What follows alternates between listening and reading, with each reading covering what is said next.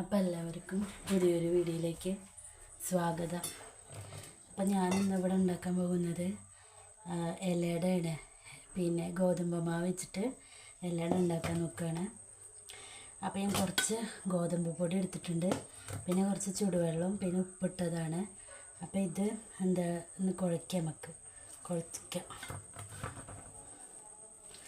അപ്പോൾ ഇനി ഇത് കുഴച്ചിട്ട് കാണാം കേട്ടോ.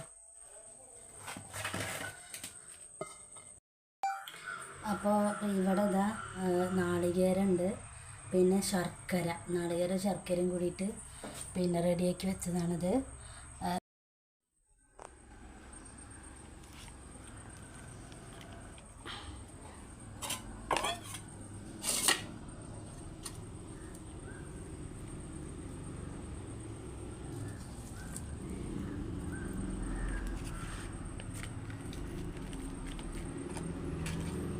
ഇതിപ്പോൾ ഒരു അട അങ്ങനെ എല്ലാ അടയും ഉണ്ടാക്കിയിട്ട് കാണാം കേട്ടോ. അപ്പോൾ ഞാൻ ഈ ഇലകളൊക്കെ അടയൊക്കെ ഇലയിൽ മടക്കി വെച്ചിട്ടുണ്ട്. ഇനി നമുക്കത് പിന്നെ വെള്ളം വെച്ചിട്ട് ആവിയിൽ കേട്ടാട്ടോ.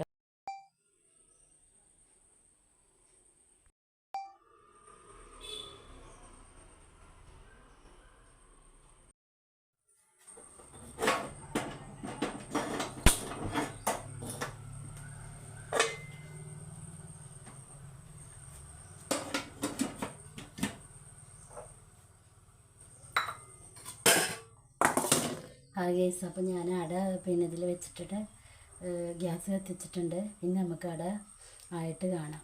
അപ്പോൾ തന്നെ ഇനി ചായ ഉണ്ടാക്കാനുള്ള പരിപാടിയൊക്കെ നോക്കട്ടെ. അപ്പോൾ അടയാണിത്.